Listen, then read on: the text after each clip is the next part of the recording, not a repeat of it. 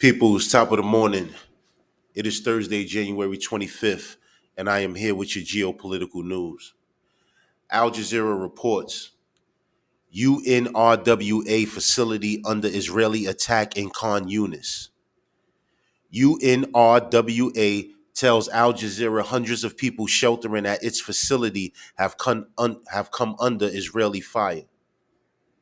You guys got to excuse me a little bit. I'm a little bit under the weather. I think I'm getting over the flu right now, as my wife had the flu, so just excuse me a little bit. I'm going to play this video to give you guys some context.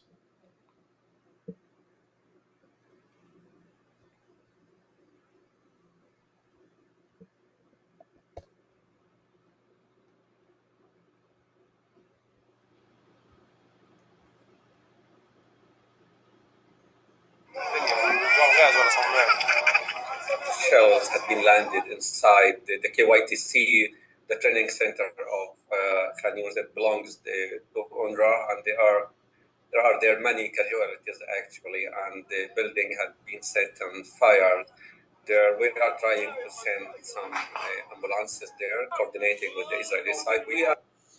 And this is supposed to be a a place of refuge. This is a refugee camp. This is supposed to be a place of shelter for people that are displaced from the Gaza Strip.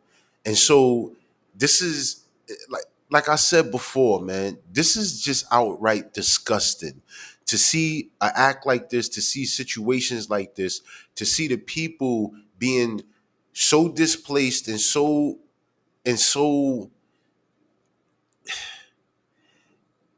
it's just a hurtful thing to see so many people going through so much hardship when they're supposed to be being protected. When you have gone from one place that is under fire, bombardment,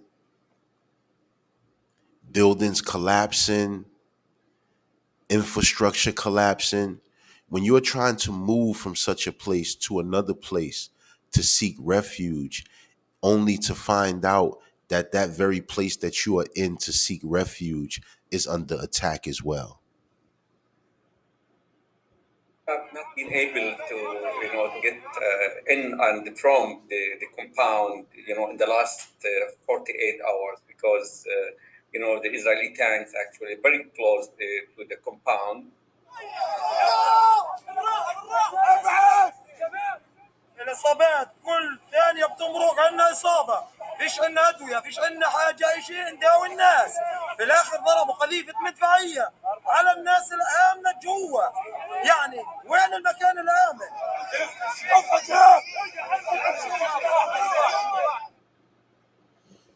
You know, these are the images that YouTube and other social media platforms do not want you to see.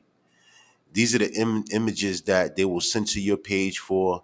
They put age restrictions on most of my videos. Well, some of my videos. I can't say most of my videos. But depending on the language that I'm using inside the videos and depending on the content that's being seen, I understand the age restriction. But what I don't understand is the censorship. You understand? Some of these social media platforms, I don't even believe you should be allowed to be on it unless you're 18 or older. So what is the censorship for? Because if a person creates an account on your platform, then I would assume that that person is of age. And I know I could be wrong. I know there's many social media platforms that allow um, younger adults to, make profiles on their page.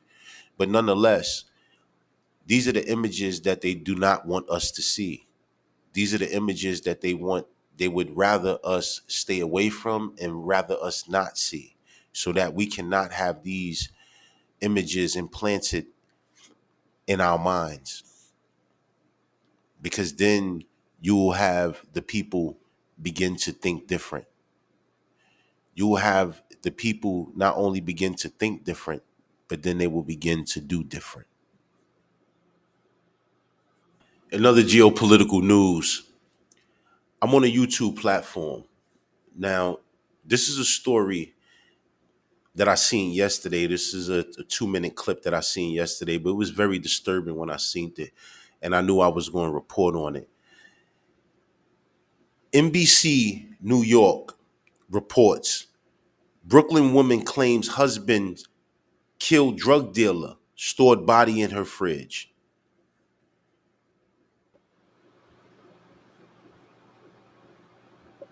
Disturbing find bags of human remains discovered inside an apartment refrigerator. The shocking crime now unraveling in Brooklyn.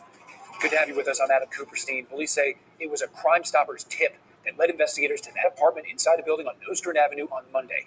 News Force Chris Jose live in Flatbush now in Brooklyn with where a woman who lives there, Chris, told police after finding that in the fridge. Right, Adam. And to be clear here, there does not appear to be any kind of threat or danger to the public, according to law enforcement sources. So let's be clear. The police get a tip. What type of tip they get, I don't know. That leads them to this apartment. But whatever the tip is, nonetheless, they end up at that residence. Now, what's another disturbing point that I like to point out, on top of the fact of what they found inside the residence, what's also disturbing is the fact that someone was still living there. This was a dispute over drugs between two people. You can see the crime scene unit remains on the scene. The medical examiner right now in the process of piecing the body back together for further examination. NYPD made the gruesome discovery on Monday at an apartment right here on Nostrand Avenue in Flatbush. Body parts, including someone's head, stuffed in a refrigerator. An anonymous tip to Crime Stoppers leading police to the apartment. Law enforcement sources telling News 4 a woman who lives there let officers in, and they immediately noticed a tape. A woman who lives there let officers in. Now they immediately noticed that the refrigerator was taped up. So I'm wondering what the anonymous tip was.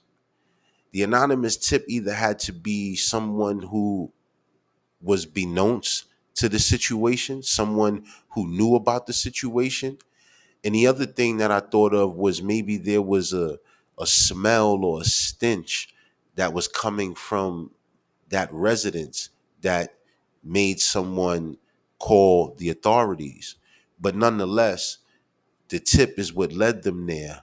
But like I said, it is very shocking that when they went to the residence and they knocked on the door, that someone answered.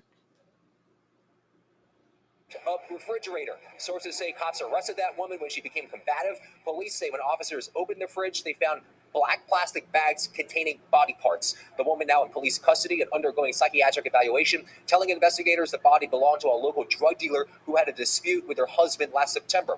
Law enforcement sources adding the woman claims her husband killed the man and stored the body. She also told detectives she did not witness the killing, and her husband is currently in prison in Virginia. According to law enforcement sources, investigators. So now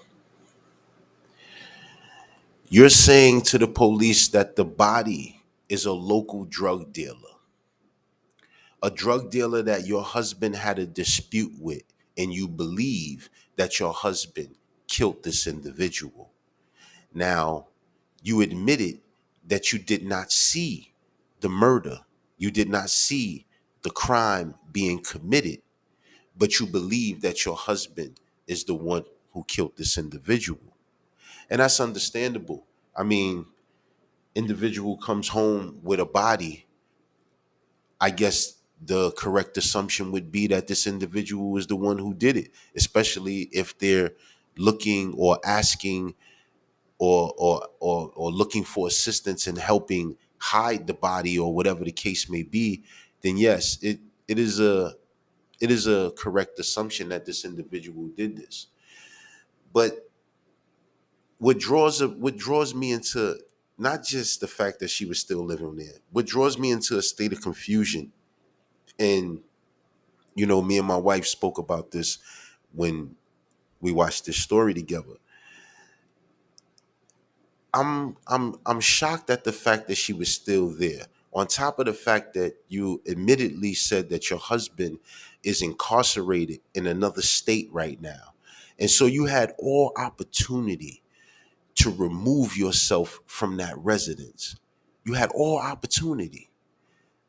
You understand? And so, what would make a person stay in a situation of this magnitude? One answer could be fear. Was this lady so terrified of her husband that she wouldn't not only dare speak a word, but she wouldn't even leave the residence? She wouldn't dare move away from where there's a not only a crime scene, but there's body parts in your refrigerator. Any person in their right mind would have looked for opportunities to get away from that situation. Have identified the victim as Kausheen Gelzer. His distinctive tattoos helping with the ID process. He was previously arrested for dice throwing and also assaulting a police officer. Unclear right now when the actual murder took place. We're live in Flatbush. Chris Jose, News 4 New York. Another geopolitical news. Al Jazeera reports, know their names. Palestinian children killed in Israeli attacks on Gaza. This is very sad. You know, there's a lot. There's the amount of names that's on this list. As a father, this hurts. The Gaza Strip is a graveyard for thousands of children, the United Nations has said. Since October 7th, Israeli attacks have killed at least 10,000 children, according to Palestinian officials. That is one Palestinian child killed every 15 minutes, or about one out of every 100 children in the Gaza Strip. Thousands more are missing under the rubble, most of them presumed dead. The surviving children, who have endured the traumatic impact of multiple wars, have spent their lives under the shadow of an Israeli blockade, influencing every aspect of their existence from birth. And as you can see, here are the names of some of those children killed. Now, this list is,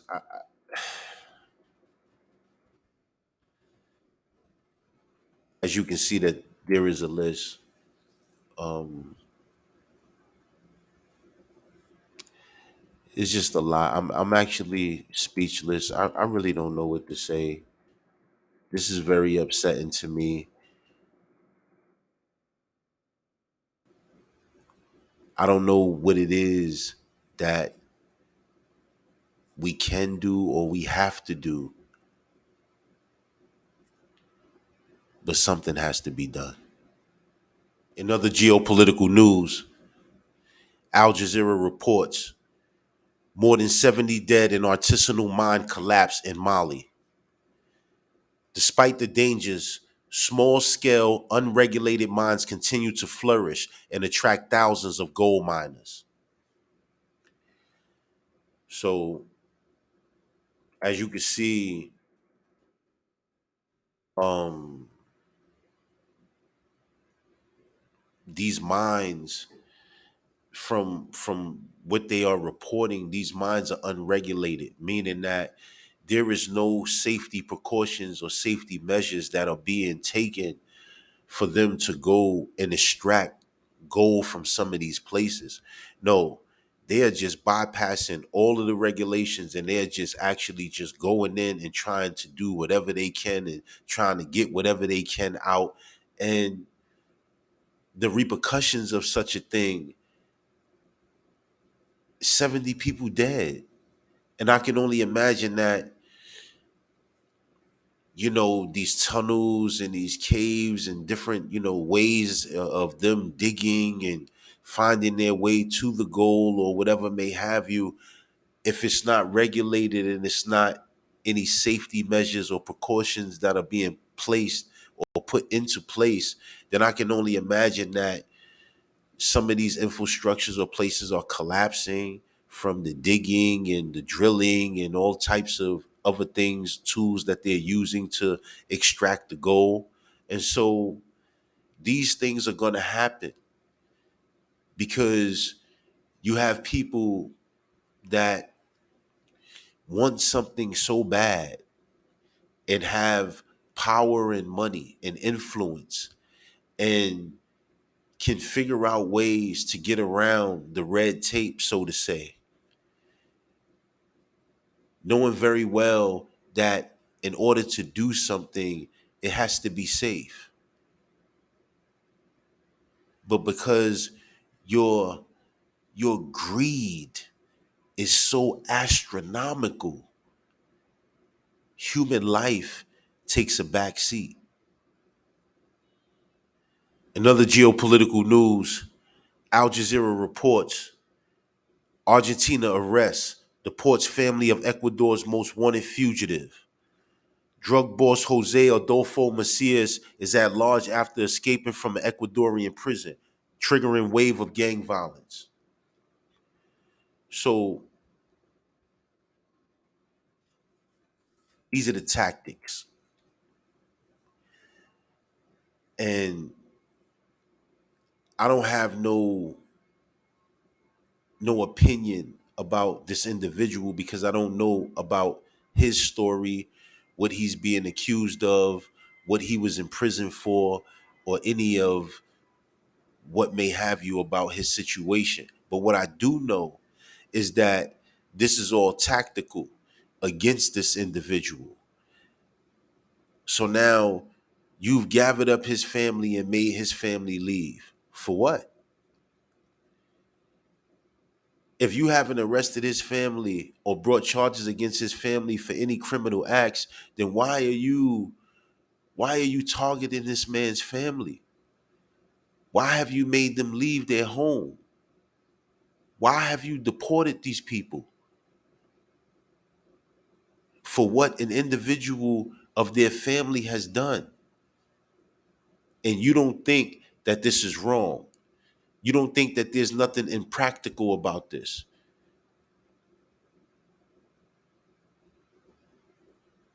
These are the tactics that are used against people that the law, the government feels like is eluding them or that they cannot capture or get to. These are the tactics that are being used. So I'm reporting on this story. And as I sit here, like I said, I don't have any idea what this individual has done. I don't know what he was locked up for. I don't know the crimes that he's being accused of or the crimes that they're saying that he committed. But what I do know is that his family was free. They obviously were not involved in his criminal activities, or I assume they would have been arrested and charged as he was. So I find this to be a very disturbing situation. There's a lot going on in South America. And as I said, I don't know enough about the history of South America to say who's right or who's wrong. That is not my opinion. My opinion is to receive the news, to be receptive of it, and then to give my opinion based on the events that happened before us. And based off of the actions of the Ecuadorian government, I believe that they were wrong for this. They should not have deported this man's family. In other geopolitical news, Al Jazeera reports, how is the White House spinning the media on the Gaza war? So now I'm going to play a little bit of this for you guys.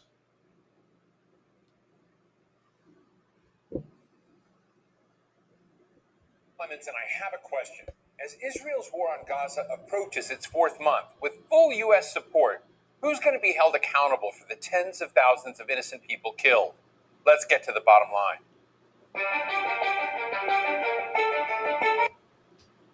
And I guess that's an accurate question, right? Who will be held accountable for, if not anything else, right? If we don't do nothing else, this is my question to you guys.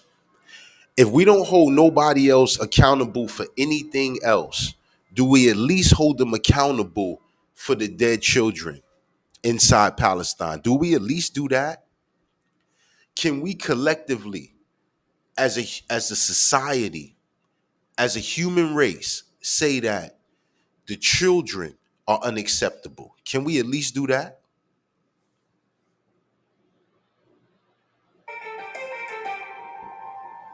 In the name of destroying Hamas or any other resistance, Israel has killed more than 25,000 Palestinians in Gaza, overwhelmingly children and women, and it's maimed more than 60,000. The stories of amputations without anesthesia are countless, and they're just heart-halting. And that was another thing that I thought about the other day as I was covering this story. When I heard about the amputations without anesthesia, I don't know that I could get my head wrapped around that. I've experienced pain in my life, never nothing of that magnitude. So I won't even act like I can begin to compare how I would feel. I absolutely don't know. To have an amputation done without anesthesia, I can only imagine it's horrific. And that's for an adult. That's for a grown adult.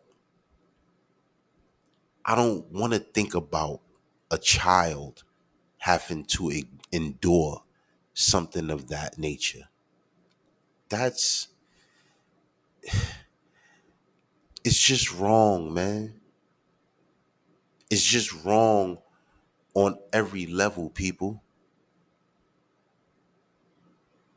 If you are not connected to that, then I believe that you should probably stop listening to me. You should probably stop consuming the content that I'm creating and putting up on these social media platforms, because these stories that I'm covering also come from a place of concern. These stories that I'm picking, they come from a place of concern. These are things that are concerning me, not just stories that I'm picking because I think it's going to get some clickbait or it's going to attract people or viewers. That is not my concern. These stories and these topics are concerning me, and I'm pretty sure that there are other people in society that they are concerning as well. And that's the sole purpose of me doing this. This war has triggered one of the worst humanitarian crises in the world, where Palestinians now risk dying of hunger and disease, even though thousands of trucks filled with food and medicine are waiting literally a few miles away.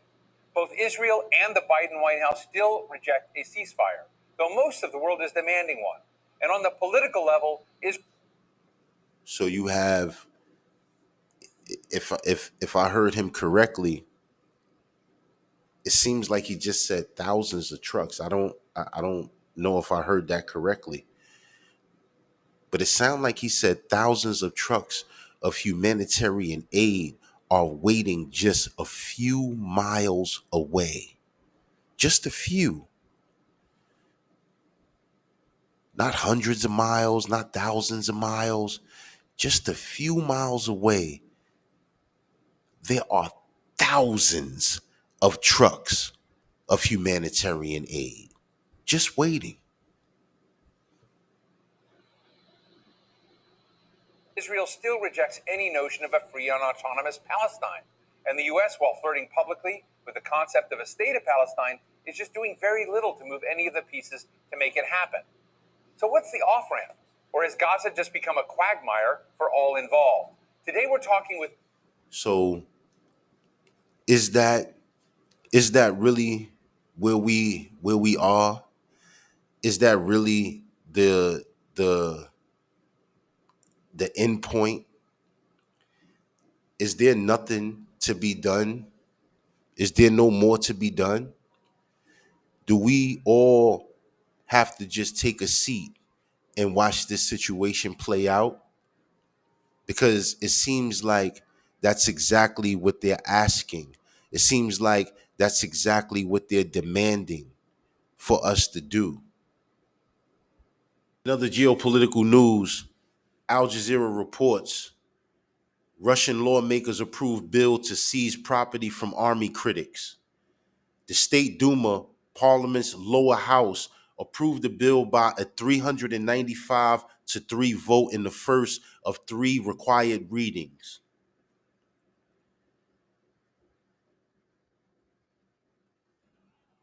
Russian lawmakers have approved a bill to confiscate properties, money, and valuables of anyone convicted of spreading criticism of the Russian army. Now, I actually like Russia. I actually like Vladimir Putin. But this right here, I have an issue with. This right here, I cannot support, I cannot act like I am cool with this situation right here. For you to seize property, valuables, money, you're basically saying that you're gonna take everything from anyone who even speaks out against the Russian military. And that right there is just that's distasteful. That's a little pathetic right there. And these are the same tactics that are being used by the Israeli military. And so, you know, it's like from government to government, nation to nation, country to country, regime to regime, what you'll find is that as different as they are, there are so many similarities. Some of them are very well using the same tactics instead of going the opposite way, instead of doing something different, or instead of just being different and showing the world that you are different or that you can be different. Some of them just repeat the same tactical measures as the rest. And so they fall in line, they fall in the bag with the rest of them. So, this leads me to, question the motives of Russia when they engage in the conflicts that's going on in Africa, when they engage themselves in a conflict that's going on in the Middle East, while at the same time very well engulfed in a heated war with Ukraine. And it's the same thing. The United States moves this way, Russia, China moves that way. The United States and British or whoever their allies are move this way, and Russia and China and the rest of the world and adversarial countries move that way. But the diabolical tactics that they conceive or come up with, they're very similar. And that's what you'll find. Right now, I'm on the X platform, formerly known as Twitter. If you haven't done so already, follow Street Icon on all social media platforms. What you see right now is a Street Icon biker jacket, a Street Icon leather biker jacket. Pretty soon, merch will be available. Drop a comment in the comment section and let me know how you feel about these stories that I presented to you today. How do they make you feel? Drop a comment in the comment section and let me know. Always remember, stay vigilant, stay safe. Peace. you.